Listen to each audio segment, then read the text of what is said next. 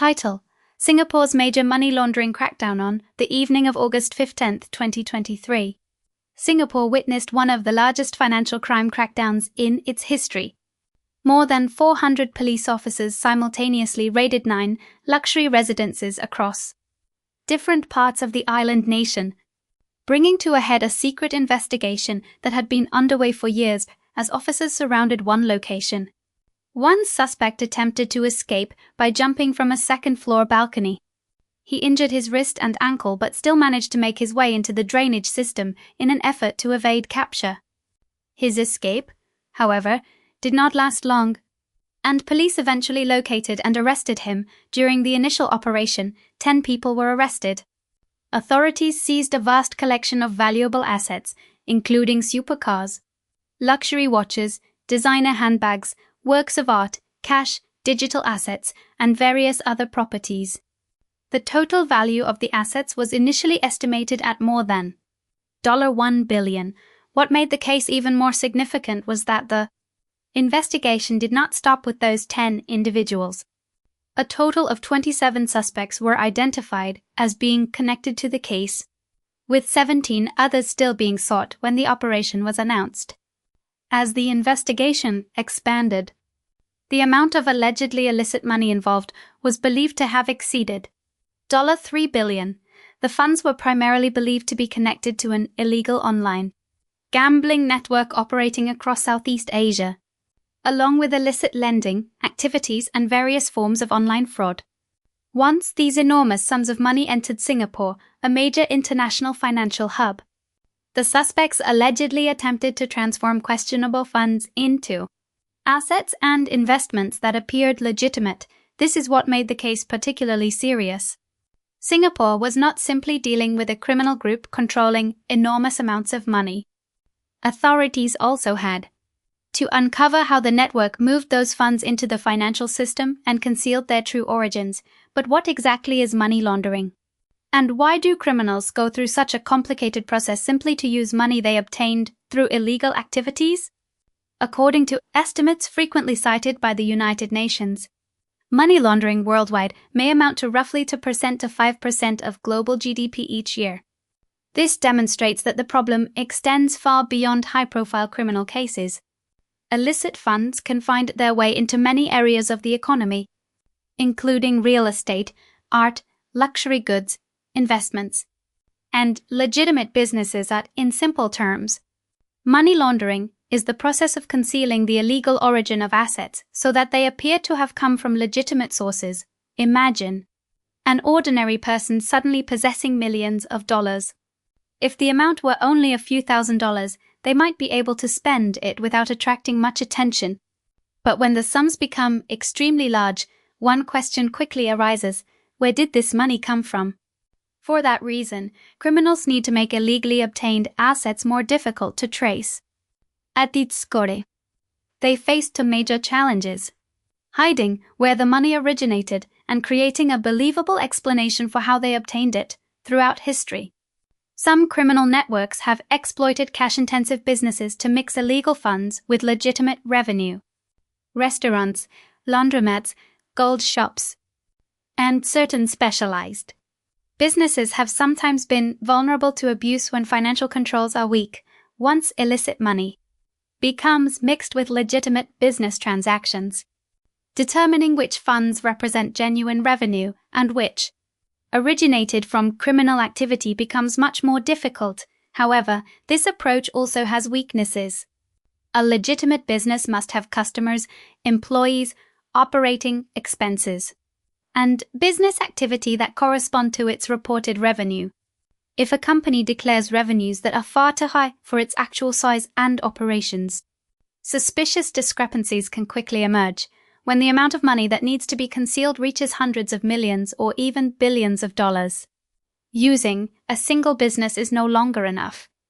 Criminal networks may attempt to use multiple layers of intermediaries, nominee companies, or complicated asset structures to make it more difficult for investigators to identify the true owners. Another method that has appeared in numerous criminal cases involves exploiting casino activities to create the appearance of legitimacy.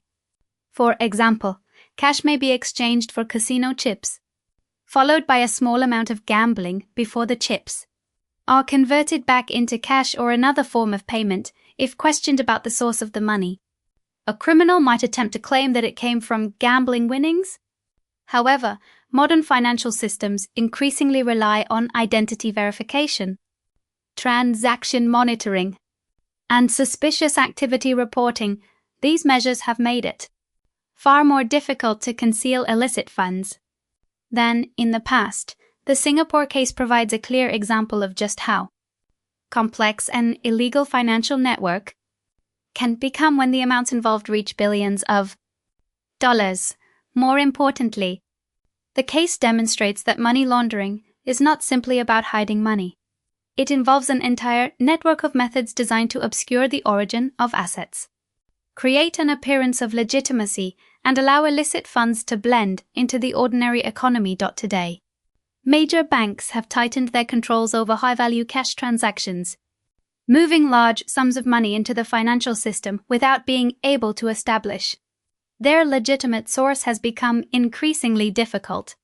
As a result, rather than simply depositing large amounts of cash directly, money launderers often attempt to transform assets from one form into another, making the movement of funds more complicated and harder to trace.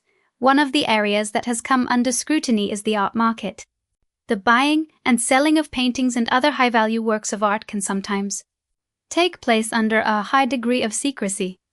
While the price of a piece may vary dramatically depending on the appraiser, the market, and the buyer, this creates opportunities for illicit funds to be concealed under the appearance of a legitimate commercial transaction.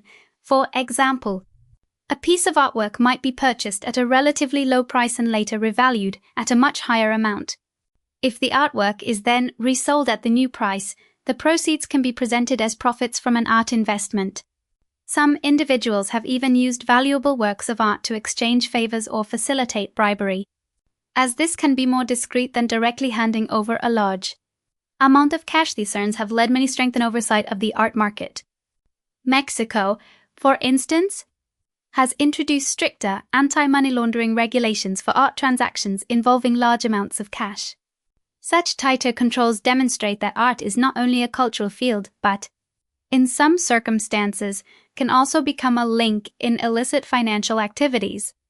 However, it is important not to equate every art transaction with money laundering.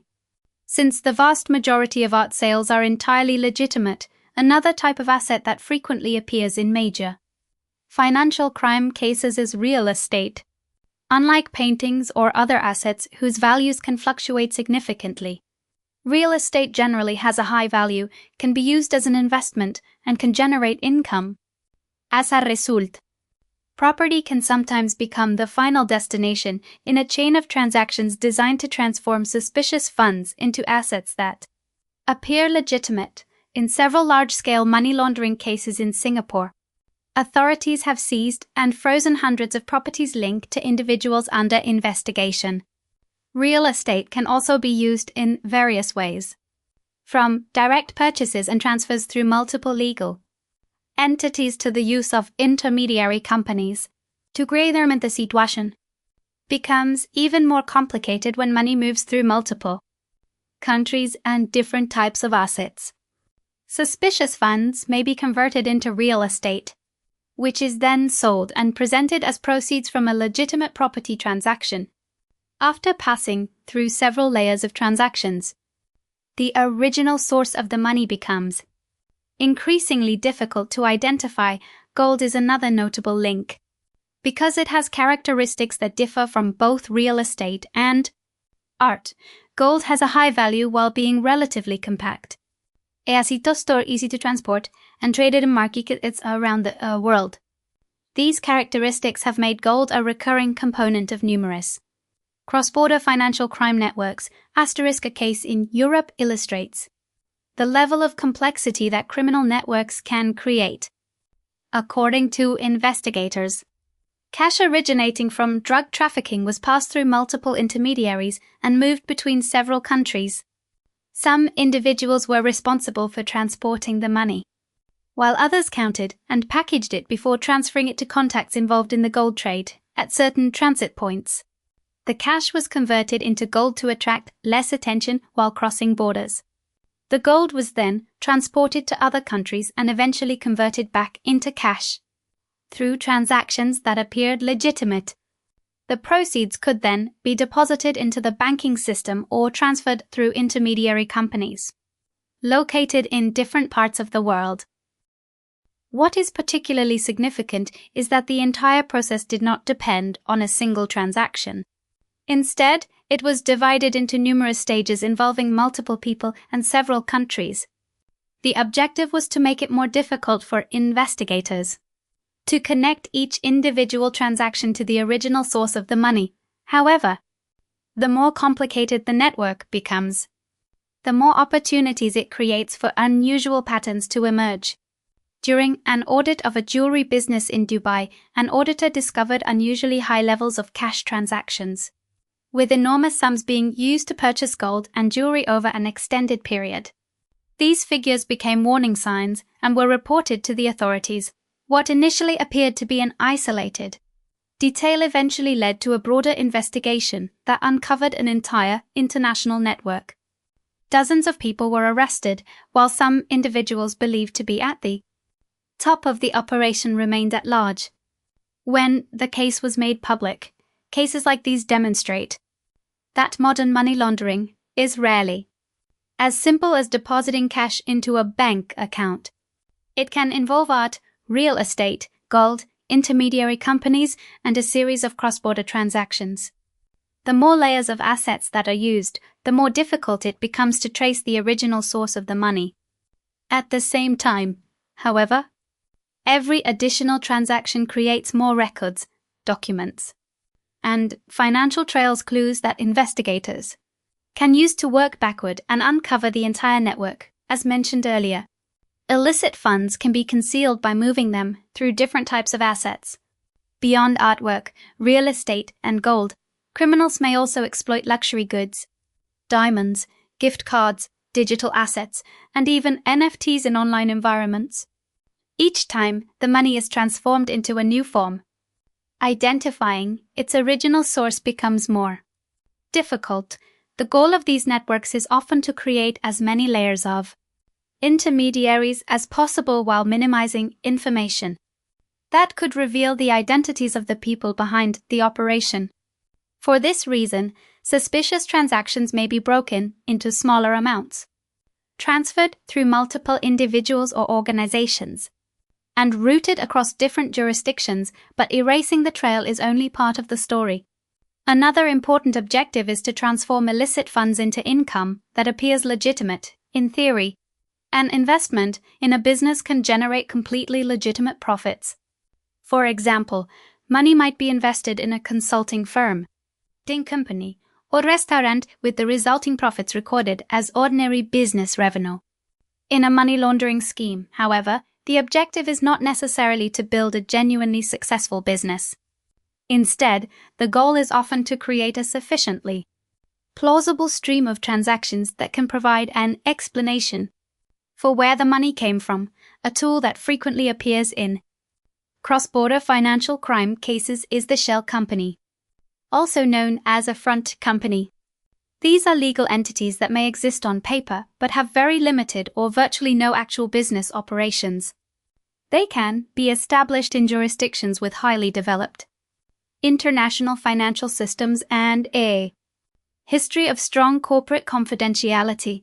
When multiple companies are combined with bank accounts in different countries, a financial network can be created.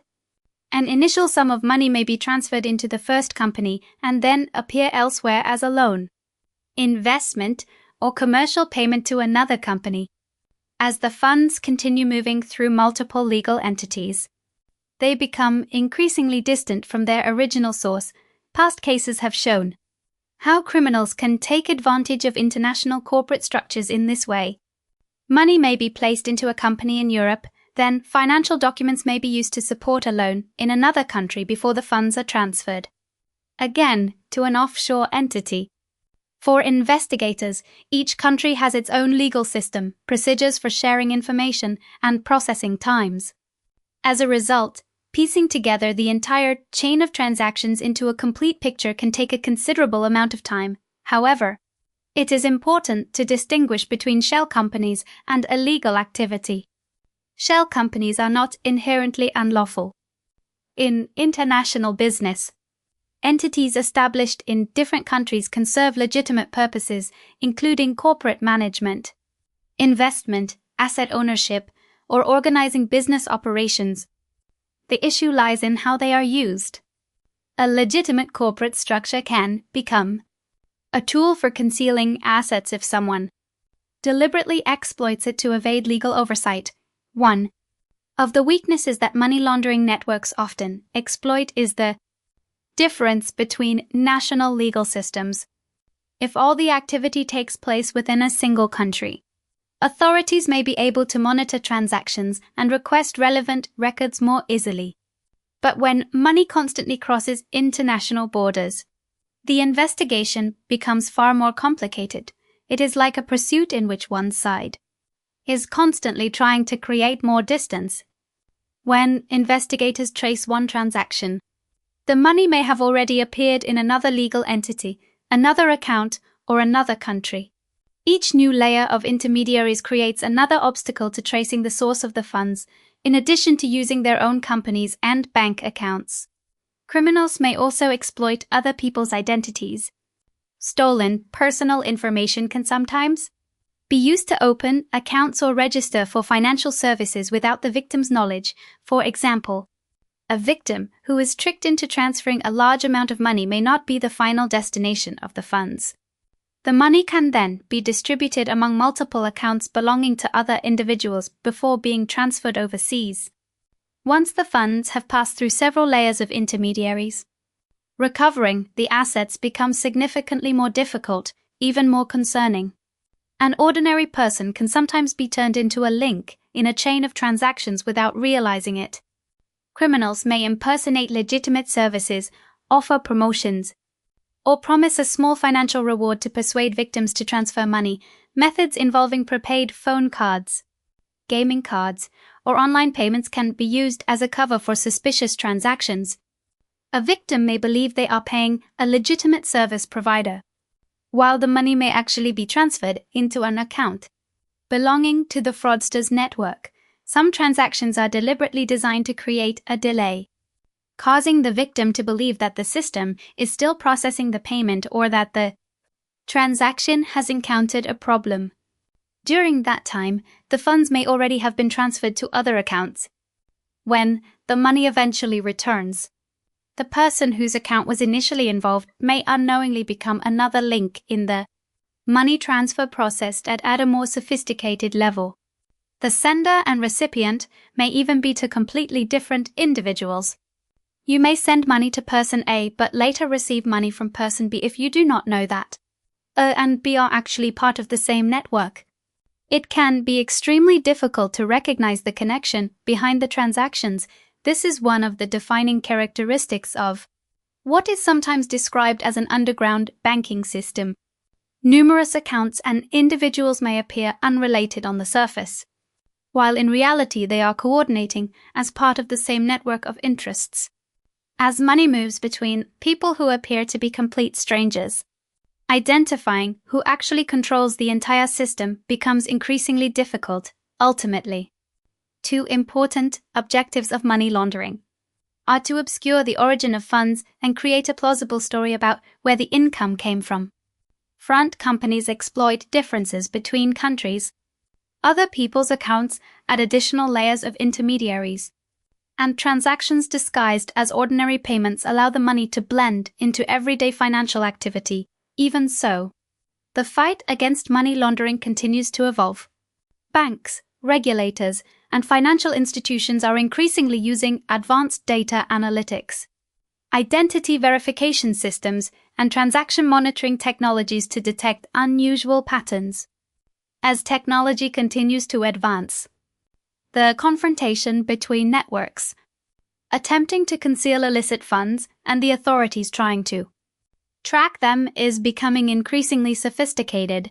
Singapore is increasingly relying on technology to identify unusual patterns within its financial system. Artificial intelligence tools can help connect data from multiple payment systems and cross-reference the information to identify unusual transaction patterns. For example, such systems can raise questions that would be extremely difficult for humans to detect through manual checks alone. Why is a single electronic device repeatedly accessing an unusual number of accounts? Why do numerous unrelated accounts show the same connection patterns or operate from similar network environments? Rather than examining each transaction individually, technology allows authorities to identify relationships across thousands or even millions of data points, returning to the large-scale money laundering case that once shocked Singapore. One notable issue was the way the suspects attempted to get around banks' asset verification procedures. One method involved providing sets of documents that were supposedly intended to prove the source of their wealth, including records related to real estate, purchase and sale transactions, and employment at first glance. These documents could make a large sum of money appear to be legitimate assets, but some of the forged documents themselves eventually became clues that helped authorities uncover irregularities. In 2021, a financial institution identified problems involving asset documentation and conducted a more thorough review.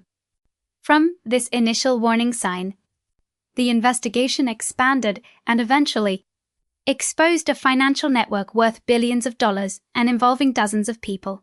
Several suspects were later convicted of money laundering-related offenses, sentenced to prison, and had a significant portion of their assets confiscated.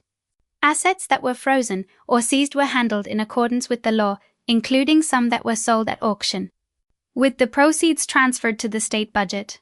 What was particularly significant was that the case did not cause financial damage alone. For an international financial center like Singapore, reputation and investor confidence are especially valuable.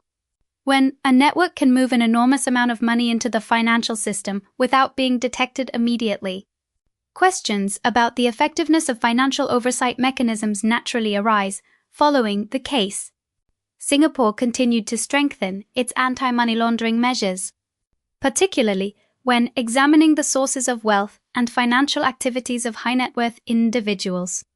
Financial institutions also became more cautious when dealing with complex flows of capital or funds originating from multiple countries. However, when one financial center tightens its controls, international capital may sometimes seek another market. In recent years, Hong Kong has also emerged as a notable destination for wealth management and family offices. Some investors may consider moving assets or wealth management operations between Hong Kong and Singapore depending on regulations, costs, and ease of access. This does not mean that every flow of money from Singapore to Hong Kong is related to money laundering. Most legitimate investors are simply looking for a financial environment that better suits their needs, offers convenient procedures, and provides stronger access to international markets. This is also one of the reasons why combating money laundering on a global scale is so difficult. If one country strengthens its controls while other jurisdictions maintain weaker regulations, suspicious funds may attempt to move elsewhere. The international financial system is like an interconnected network. If there is only one weak link, those through one of the most important principles in anti-money laundering efforts is Know Your Customer, or KYC. This means that financial institutions are required to understand who their customers are, what industries they operate in, and where their money comes from. This is a common requirement across major banking systems, particularly in the United States and Europe. However, implementing KYC is not always straightforward. Modern financial networks can use multiple companies, countries, and layers of intermediaries to make the source of funds difficult to determine. At the same time, the volume of data that banks must review continues to grow. Another challenge lies in the conflict between business interests and compliance requirements. Wealth management professionals are often responsible for building client relationships, attracting deposits, and expanding investment portfolios.